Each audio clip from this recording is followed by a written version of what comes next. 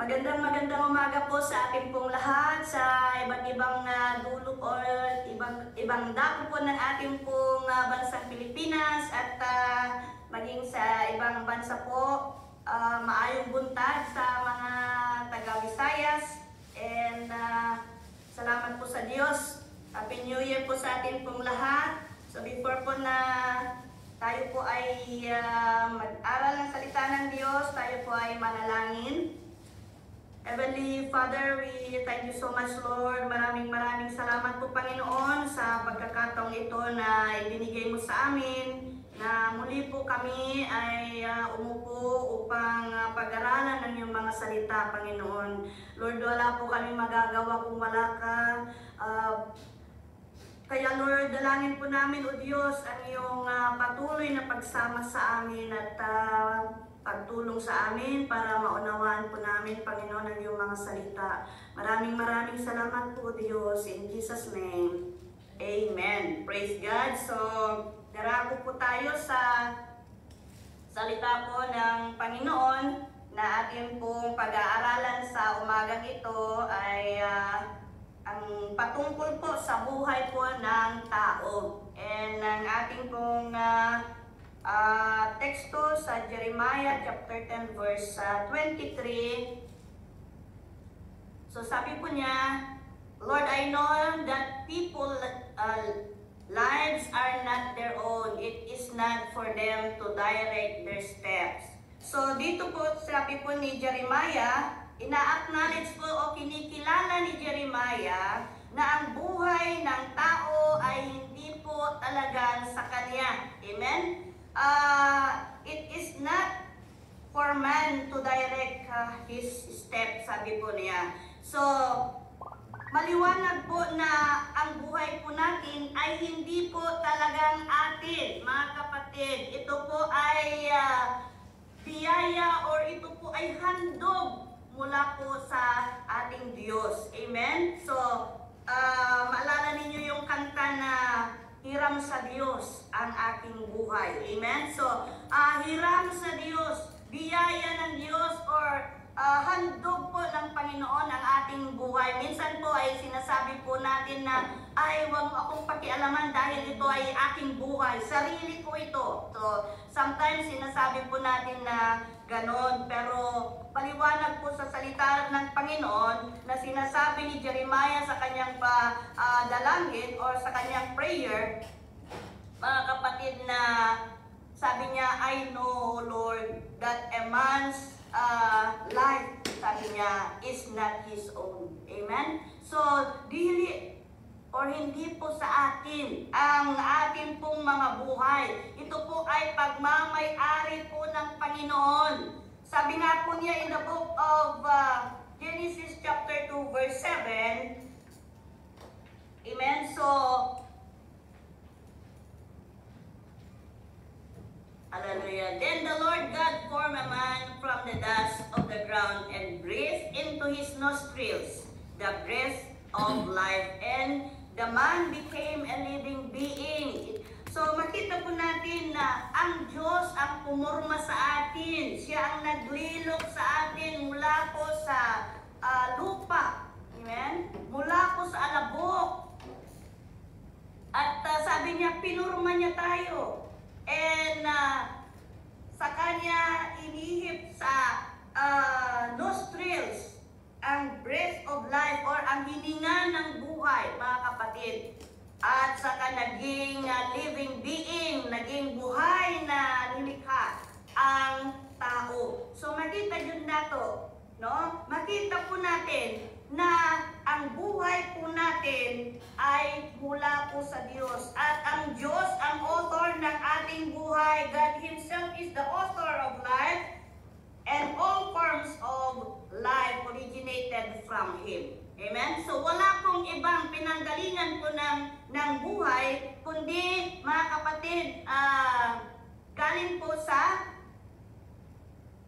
hallelujah, galing po sa ating pong Panginoon. Amen? At meron pong napakalaking purpose ng Diyos sa buhay ng tao. Tayo po ang binigyan ng Panginoon, mga kapatid, ng kaniyang wangis. Amen?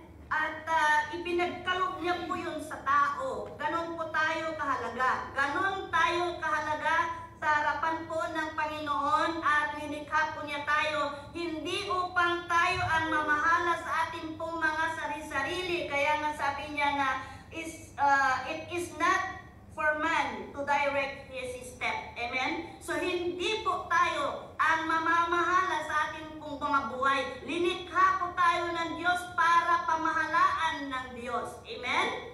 Amen po ba? So, siya po ang magdadirect, siya po ang mag-guide po sa ating pong mga buhay, mga kapatid. Hindi po tayo dinalang ng Diyos para gawin po natin ang ating pong mga gusto, kundi upang gawin po ang nais po ng Diyos. Amen? Kasi kung gagawin po natin ang mga nais po ng Diyos sa ating pong mga buhay, ay maayos po ang ating pong mga buhay. Amen? Hindi po tayo ang driver sa ating pong mga buhay, kundi ang Diyos, mga kapatid. Kapag ang Diyos ang umawat sa ating pong mga buhay, siya pong nagdadirect sa ating pong mga steps, mga kapatid ko kay Kristo, tiyak po na hahantong po tayo sa napakagandang buhay na pinangarap po ng Panginoon. Ang pinangarap na buhay ng Panginoon, plinano niyang buhay ay masaganang buhay, amen, mapayapang buhay, buhay na wala pong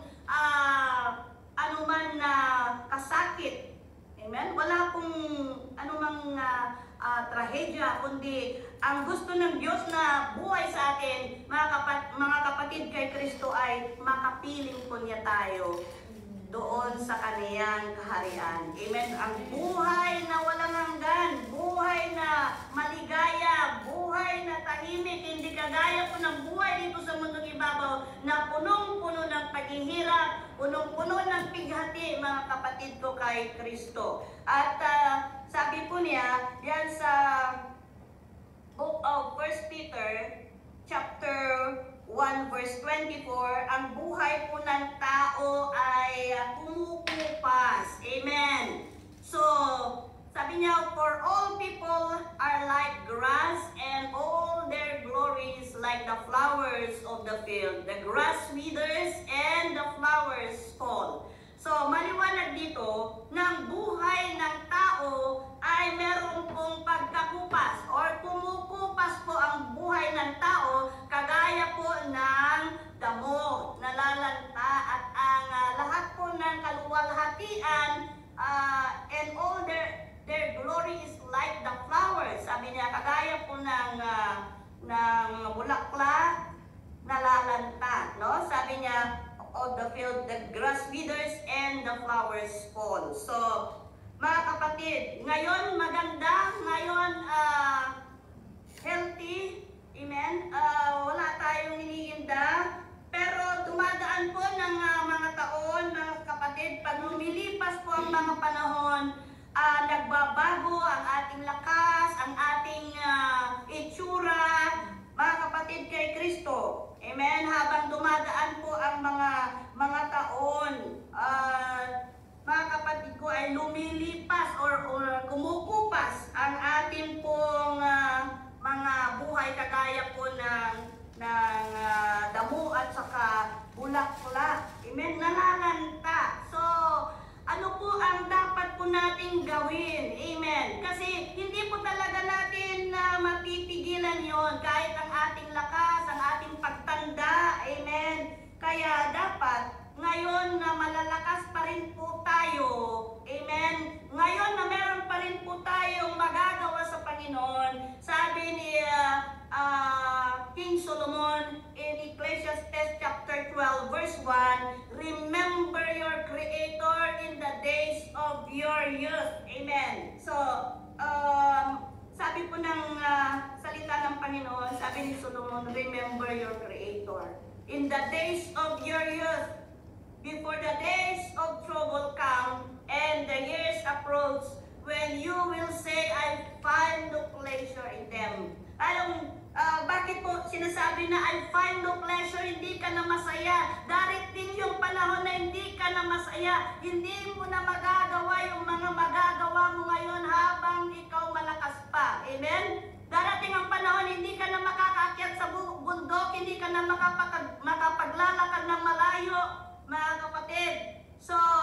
ngayon pa lang, dapat po na gawin po natin ang kalooban ng Panginoon. Amen. Ngayon na nakapagsasalita pa tayo ng mabuti, nakakarinig pa tayo ng mabuti, nakakakita pa tayo ng mabuti, gamitin na natin po yan para sa kapurihan ng Panginoon dahil linikha po tayo na para sa kapurihan ng Diyos. Amen? So ngayon na malakas pa, nakakakita ka pa, magbasa ng salita ng Panginoon. Amen? Mag-impact po tayo habang malalakas pa po tayo, mag-impact na tayo ng salita ng Diyos. Makinig na tayo yung hindi nakakabasa. Meron po tayong mga pahinga para makinig ng salita ng Diyos, mga kapatid.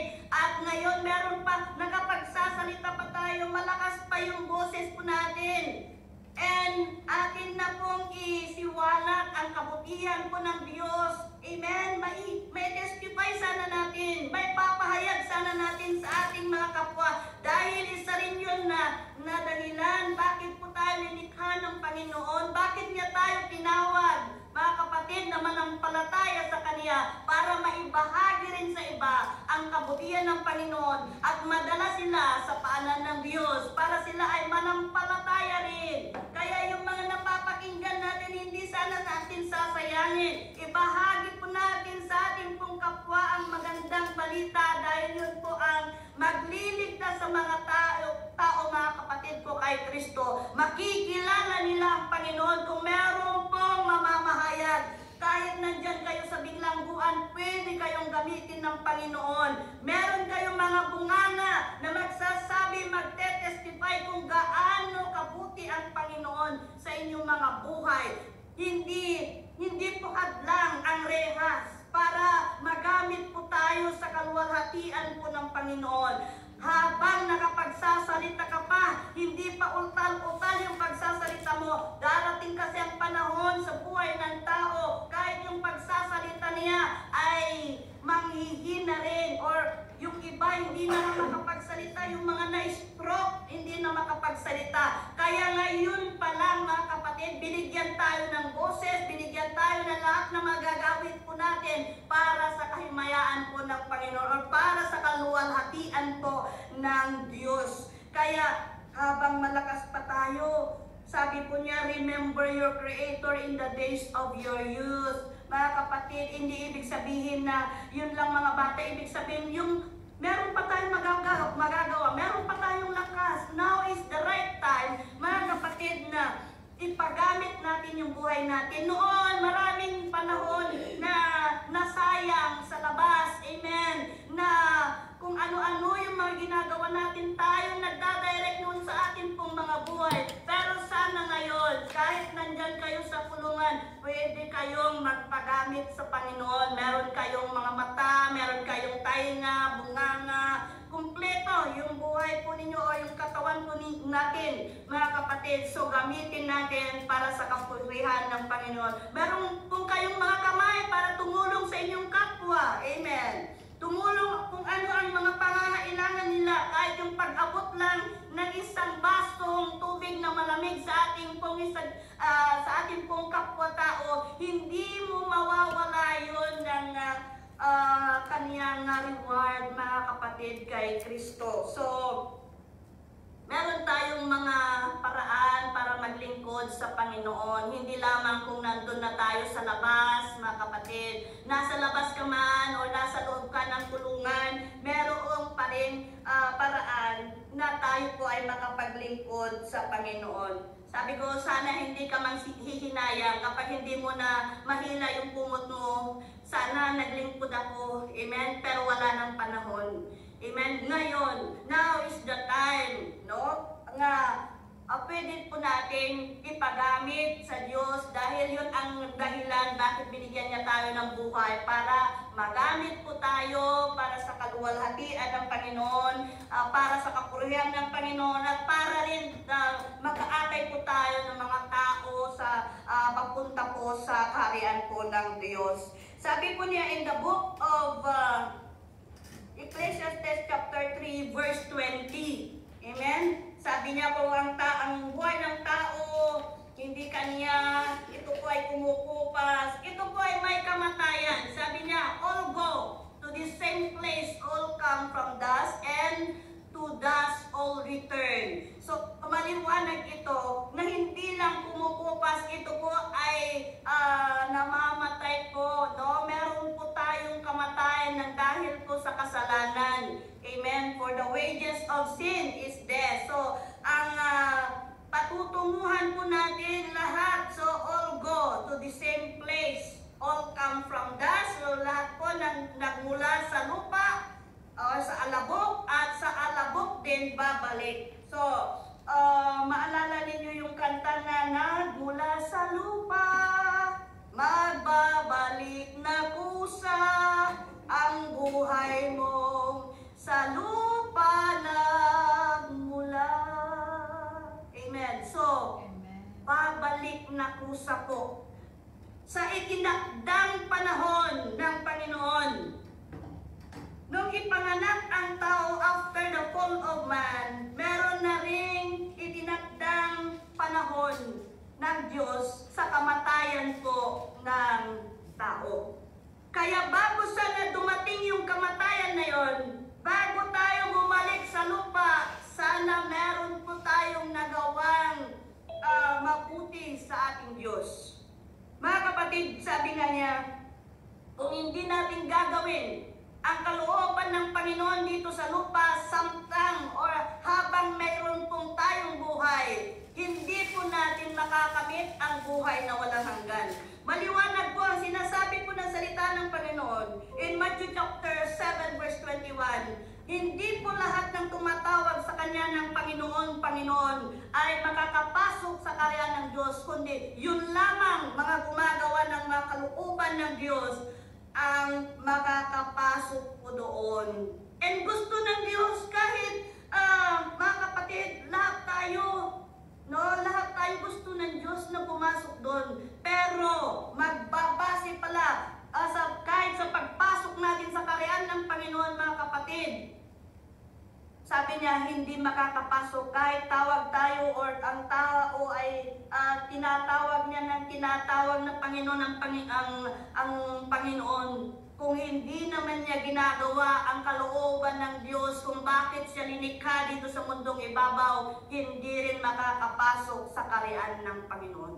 Amen? So, alalahanin natin, hindi tayo nagdadirect, hindi yung kagustuhan natin ang masusunod dito sa mundong ibabaw. Kailangan natin sundin ang kalooban po ng Panginoon. So, babalik po tayo sa alabok. So, sabi niya, in the book of Hebrews, chapter 29, verse 27, pagkatapos ng kamatayan ng tao, sabi niya, just as people are destined to die once and after that to face judgment. So, pagkatapos ng kamatayan ng tao, haharap po siya sa hukuman, mga kapatid.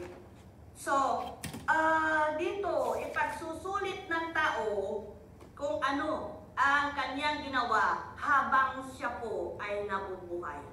Mabuti man o masama, lahat po tayo ay haharap. Pero magpasalamat po tayo sa Diyos kung tayo na tumanggap sa ating Panginoong Hesukristo at ginawa ang kalooban niya habang po tayo ay may buhay pa. Mga kapatid, haharap man ang mga mananampalataya sa hukuman ng Panginoon, mga kapatid ko kay Kristo, tatanggapin po nila ang kanilang reward sa Diyos. Amen?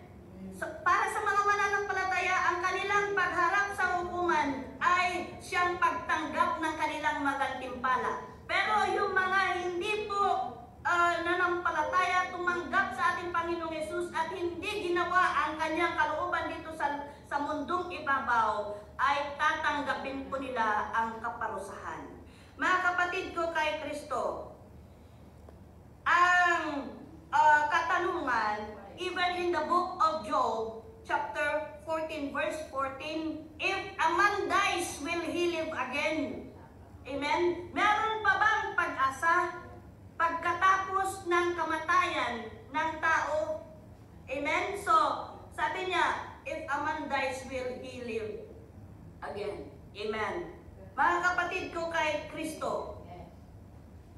Sa mga mananampalataya sa Panginoon, sa mga tumanggap kay Hesus Kristo at gumawa po ng kanyang kalooban, habang sila po ay namumuhay dito sa mundong ibabaw, sabi po ng Panginoon, as our conclusion dito sa John 11 verse 25,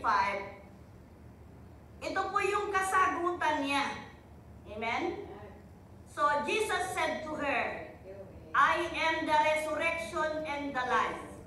The one who believes in me will live even though he dies. So ito po yung sinabi ng Panginoong Jesus sa mga kapatid ni Lazarus, na I am the resurrection and the life. Ako ang pagkabuhay na maguli at ang buhay. Amen.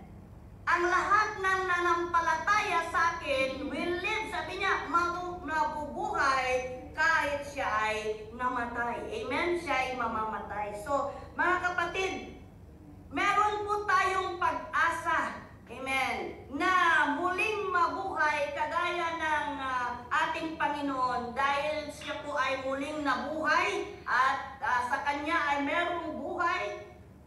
Kung tinanggap po natin ang ating Panginoong Jesus sa ating pong mga buhay, mga kapatid, pagkatapos ng kamatayan ng tao na tumanggap kay Hesus Kristo, doon din magmumula ang buhay na walang hanggan. Kaya nga importante, kaya nga meron tayong Agile Ministry, kaya nga po inaabot po kayo ng Ebanghelyo ng Panginoon. Sana hindi po ninyo pakakawalan ang pagkakataon na lahat po ng Bible study, dahil dito nanunurture ang ating pong mga buhay, dito napapalalim yung relasyon po natin, dahil ang paglilingkod po natin or ang kaligtasan ng tao, mga kapatid, hindi po sa relihiyon, kundi sa pakikipagrelasyon sa ating Panginoong Diyos. Amen? Sa ating Panginoong Jesus. Kaya kailangan na habang sana tayo ay buhay, isigurado po natin ang ating kaligtasan. Alam po ba ninyo na yun lamang ang pagkakataon natin para magkaroon, mga kapatid, ng pag-asa ng buhay na walang hanggan. Amen. Habang buhay tayo, itrabaho natin ang ating pong mga kaligtasan.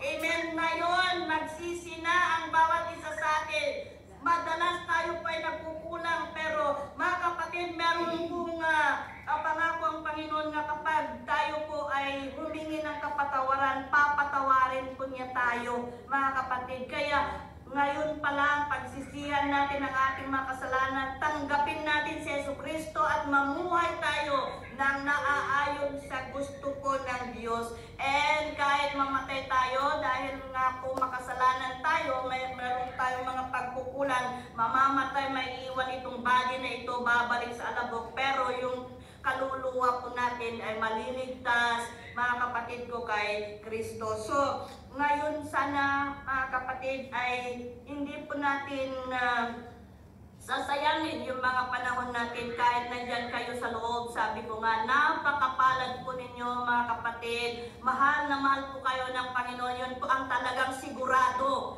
Amen? Mahal na mahal po tayo ng Diyos kahit ano po yung pagkukulang po natin. Minahal at inaruga po tayo ng Diyos at gusto pa rin ng Panginoon na makapiling po niya tayo sa kanyang kaharian. And ngayon ang pagdidesisyon, hindi afterlife. Kasi afterlife, wala na po tayong magagawa, mga kapatid. Amen? Kung hindi ka nagsisi before ang iyong kamatayan, ang bagsak ng tao, impyerno. Dalawa lang ang patutunguhan ng tao, langit at impyerno. Kung hindi mo nagawa na ilakad ang iyong kaligtasan dito sa mundong ibabaw, wala ka ng pagkakataon afterlife. Amen?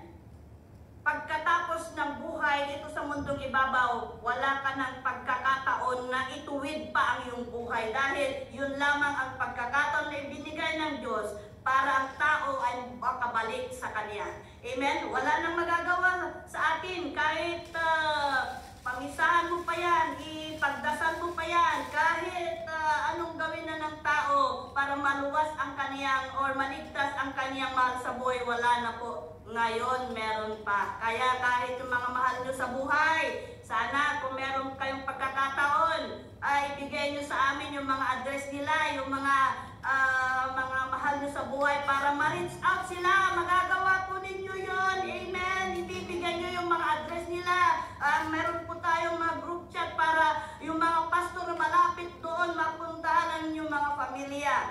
Mga kapatid, yun ang magagawa po ninyo para maligtas din, hindi lang kayo, para maligtas din ang inyong mga pamilya. And gagamitin kayo, walang iba, kundi gagamitin kayo ng Panginoon, wala po siyang ibang gagamitin kundi kayo. Amen? So, purihin po ang Panginoon. Salamat po sa Diyos sa inyong pakikinig. Maganda po ang gusto na buhay ng Diyos sa atin. Gusto niya, makapiling niya tayo magpakailanman sa kanyang kaharian. So patuloy po tayong lahat na maglingkod po sa Panginoon. And let us pray. Maraming salamat po, Panginoon, sa iyong kabutihan. Salamat po, Panginoon, na lahat po ng iyong plano sa aming mga buhay. Napakabuti po ang layunin mo, bakit binigyan mo po kami ng buhay dito sa mundong ibabaw para, Lord, para sa iyong kaluwalhatian, para rin po sa amin pong kapwa, Father God. Tulungan mo po kami na ang layunin, O Diyos, kung bakit mo kami binigyan ng buhay, ay magampanan po namin habang po kami ay nabubuhay. Na hindi po namin pagsisisihan, Panginoon, bandang uli, O Diyos, na hindi po namin ginawa ang iyong kalooban. Maraming salamat po, pagpalayan mo ang aking pong mga kapatid, Panginoong Diyos na nakinig. We thank you so much, Lord. Thank you, Holy Spirit. In Jesus' name we pray. Amen. Praise the Lord. Binabalik ko po sa atin pong